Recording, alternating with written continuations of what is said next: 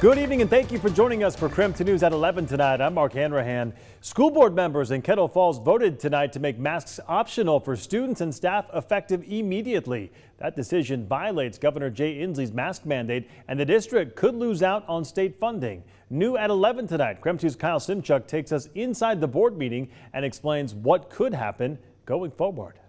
Well, the meeting lasted just 20 minutes. Two board members abstained from voting. They believe the governor is about to lift the mask mandate for schools, and they're worried about the consequences that might come with the district going rogue. The majority of board members say they aren't willing to wait, voting to make masks optional. The Kettle Falls School District is making a bold statement. Board members have had enough of Governor Inslee's mask mandate. No one has voted to unmask at this point in time across our state, not a single district. Ahead of tonight's vote, board members sounded off. Less government, more parenting. It's our job to parent our children, not our government. I know that some will say you are not the experts and you need to listen to the experts. I disagree with this statement. I believe that each and every parent is the expert when it comes to their children. Last week, Governor Jay Inslee announced plans to start easing some mask mandates, saying the day is coming when the state will no longer need them. State Superintendent Chris Reckdahl urged the governor to make masks optional in the classroom. It's time to make the next transition in this pandemic, and that is likely a mask optional, but our schools are ready to make this transition. With that news, two board members think the district should wait it out. I do have concern with the liabilities we would take on. It's simply a matter of days or a couple of weeks before our state lifts the mandate.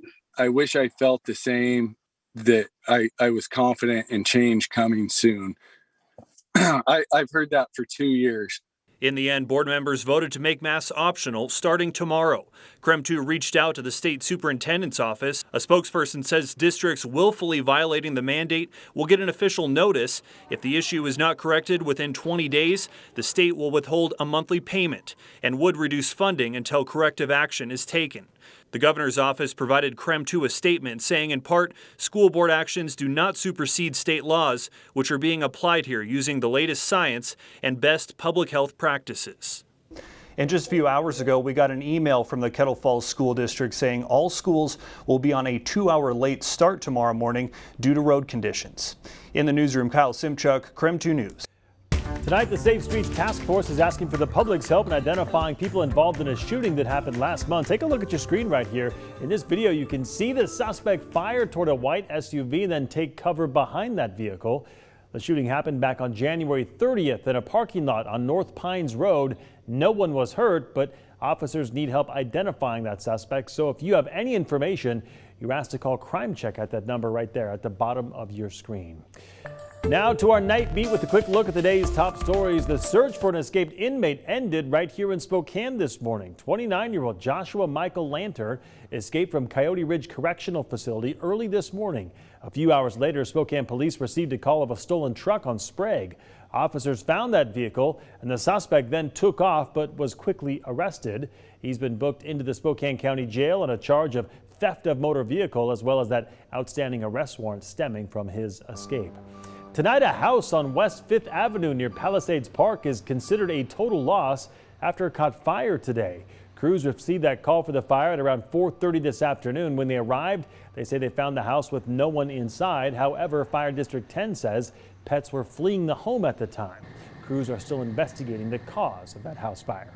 I know some people think this is the first step to fluoridation, but this is just the first step to see if we could even accommodate a fluoridation if we were to move forward and what that cost might look like. Tonight, the Spokane City Council passed a resolution with a 5-2 vote to fund an engineering study to determine the cost of building a fluoridation system. That study would cost $600,000, which comes from a $4 million grant the city received back in September of 2020. Spokane residents have voted against putting fluoride in the city's water multiple times before. Because of the kind of traffic it does get, it's a high volume trafficked area, but it also has a lot of freight traffic. So you're talking about big trucks, heavy loads. Sections of Thor and Freya near I-90 are getting a major facelift. The project is part of the City of Spokane's 6-year comprehensive street plan. Construction is expected to start in April and last about 6 months. The streets are now asphalt. Crews will tear that up and instead lay down concrete, and that's because it is more durable of a material. And that was your Night Beat. So to learn more about any of these stories, just text us the word night to 509-448-2000. We'll send them directly to your phone. All right, let's talk weather now. After a beautiful weekend, the clouds and rain return to the inland northwest today. Let's get out to meteorologist Thomas Patrick in the Outdoor Weather Center tonight. Thomas, what can folks expect when they wake up tomorrow morning? Yeah, tomorrow morning, cloud to start the day, but then sunshine late on for our Tuesday afternoon. Now, right now, there's still the lightest flurry occurring in our Outdoor Weather Center as of this hour. It's just leftover from the general showers that we saw throughout the day, primarily in the morning hours in Spokane, but it's just this last little impulse of energy. Let's zoom on in. You can see out towards 4th of July Pass, now east of Coeur d'Alene, down towards the Palouse is actually seeing the most snow, but it's a very light snow. But other than that, could just still be some bridges or side streets that get a little bit of some light accumulations. Otherwise, just cloudy skies in the morning hours, expecting more sunshine later on in the day. The other thing we'll be tracking for tomorrow morning is the potential for some fog. I think our computer model is a little bit aggressive here, but certainly another chance for a patchy, foggy morning. Otherwise, the temperature is likely going to stay in the 40s most of this week. We'll check out that extended forecast in a few minutes. Keep pushing, keep trusting in the details of things, and believe that regardless of whether the ball is coming to you or not, you can have an impact on the game. Not only is Cooper Kupp a Super Bowl champion, but he's also the Super Bowl MVP. He put on an incredible performance last night, making him a household name. So coming up in just about 15 minutes, we'll share more about his journey on making it to the Super Bowl and becoming the MVP. The Gonzaga men's basketball team back on top now of the latest AP poll. The Zags won 2 games this past week, including a win over ranked St. Mary's on Saturday. A loss by Auburn earlier in the week opened the door for the Zags to return to the top spot. This is the 3rd time this season Gonzaga has been ranked #1 overall. The team is eager to stay there, but knows everyone else will be trying to knock them off that top spot.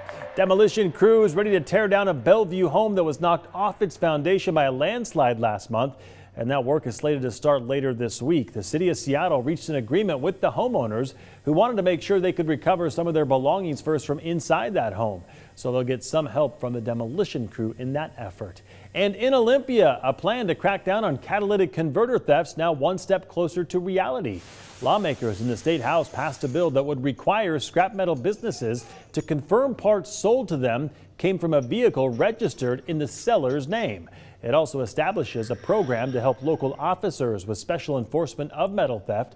The Senate is taking up a similar bill, so the two houses will have to reconcile any differences between the legislation. All right, don't go to bed just yet. A Creme 2 investigation after you reached out to us with concerns about the upcoming Spokane Shock season. Coming up, what we have confirmed from the operator of the Spokane Arena where the football team plays. We are back in just 90 seconds.